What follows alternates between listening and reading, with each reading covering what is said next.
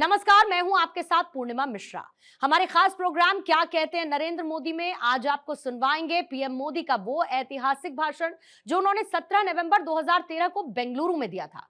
मोदी जी ने अपने भाषण में कहा कि इन दिनों बीजेपी पर तो हमले तेज हो ही गए हैं, साथ ही नरेंद्र मोदी पर भी हमले कई गुना बढ़ गए। ये हमले इसीलिए बढ़े क्योंकि ये लोग बीजेपी की जीत को पचा नहीं पा रहे और बीजेपी को हतोत्साहित करने के लिए न जाने क्या क्या साजिशें करते हैं और तरीके अपनाते हैं। आज पूरे हिंदुस्तान में रिसर्च का क्षेत्र को हो, हायर एजुकेशन का क्षेत्र हो, सेंटर फॉर एक्सेलेंसी की बात हो, हर विषय में हमारा बंगलुरु ये नॉलेज सिटी के रूप में इसने अपनी जगह बनाई है।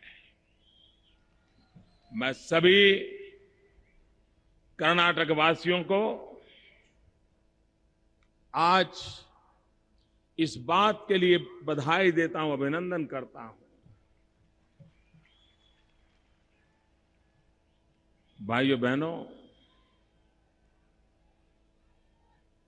मैंने चुनाव में भी इस शहर में बहुत बार आना मेरा हुआ है। यहां के अनेक राजनीतिक जलसे मैंने देखे हैं। भाइयों बहनों, कर्नाटक के इतिहास में कभी भी किसी भी राजनीतिक दल को ऐसा विशाल दृश्य देखने का सौभाग्य नहीं मिला है।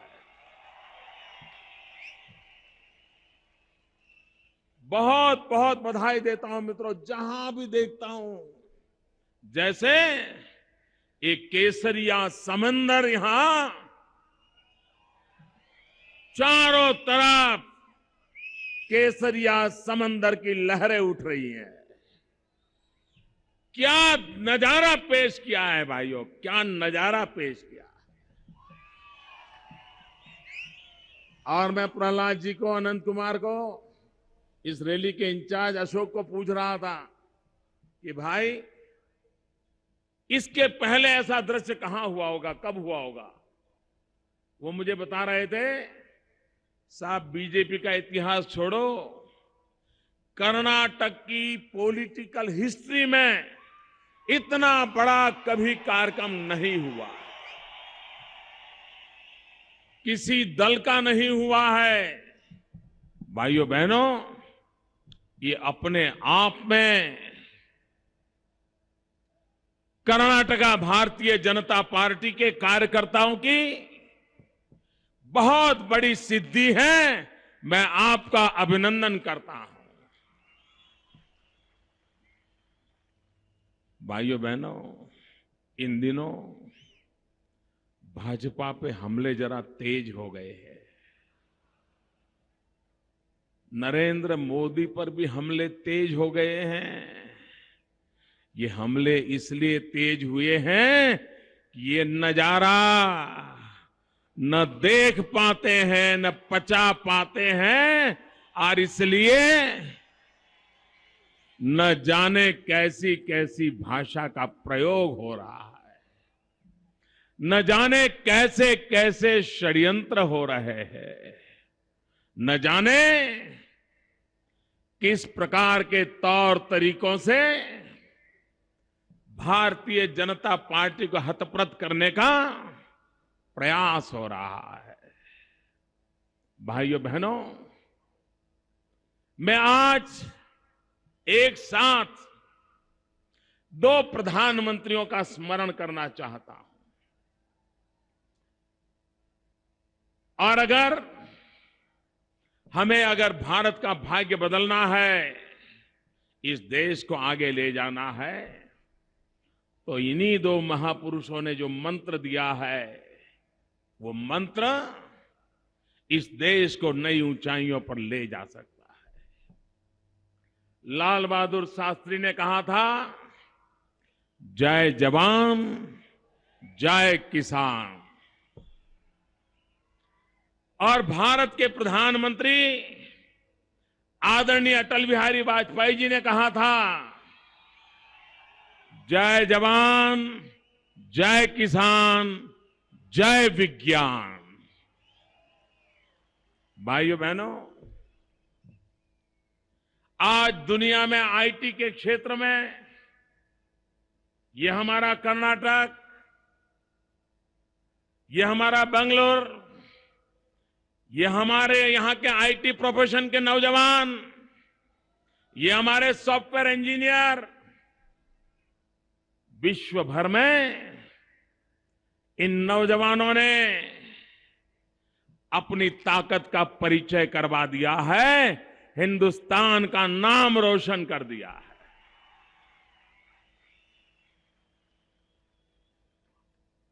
सिलिकॉन वैली के बाद अगर दुनिया में कहीं सबसे ज्यादा आईटी प्रोफेशन का काम हो रहा है तो उस शहर का नाम है बेंगलुरु, जिस राज्य का नाम है कर्नाटका। भाइयों बहनों, ये कैसे संभव हुआ? जब एनडीए की सरकार थी,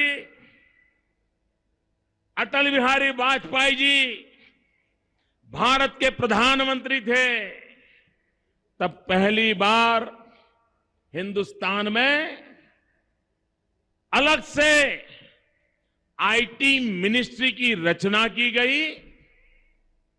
उसके लिए अलग से व्यवस्थाएं खड़ी कर दी गई, बजट बनाए गए, एक अलग व्यवस्था खड़ी करके इसे फोकस एरिया के रूप में प्रस्थापित किया गया। और उसके बाद हिंदुस्तान के नौजवानों ने पीछे मुड़कर नहीं देखा। मेरा देश का नौजवान अपनी उंगलियों पर कंप्यूटर की कमाल करके दुनिया को आकर्षित करने में सफल हो गया। सारी दुनिया को भारत का लोहा बताने में मेरे देश का नौजवान सफल हो गया। भाइयों बहनों, 2003 में अटल बिहारी वाजपेयी की सरकार ने इस देश में पहली बार साइंस एंड टेक्नोलॉजी को लेकर के अलग पॉलिसी बनाई। 2000 में पहली बार इस देश में अटल बिहारी वाजपेयी की सरकार ने इंफॉर्मेशन टेक्नोलॉजी का एक्ट बनाया।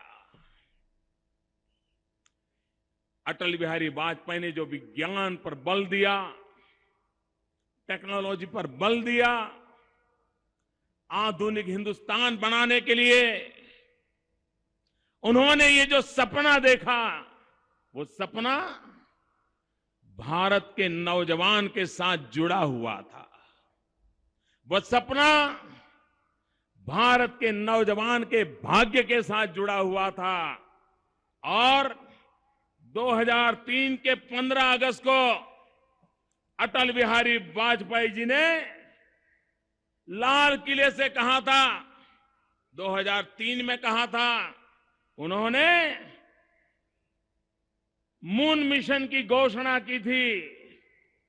और आज हम गर्व से कह सकते हैं कि अटल बिहारी वाजपेयी ने जो सपना देखा था, 2003 में लाल किले से घोषणा की थी, मिशन मून का सपना देखा था, 2008 में हमारे नौजवानों ने, हमारे वैज्ञानिकों ने अटल बिहारी वाजपेयी की घोषणा को सत्य करके दिखा दिया और चंद्रयान की तरफ हम चल पड़े, सफलतापूर्वक चल पड़े।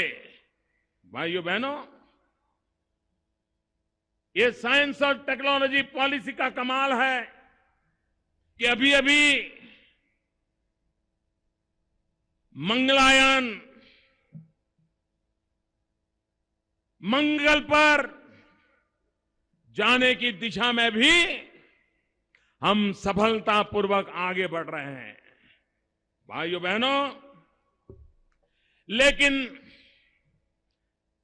जो महापुरुष होते हैं वो दूर का देखते हैं, व्यवस्थाएं विकसित करते हैं, लेकिन जब व्यवस्थाएं गलत हाथों में चली जाती हैं तो देश की क्या दुर्दशा होती है, ये आईटी प्रोफेशन के लोग भली भांति जानते हैं। आप देखिए,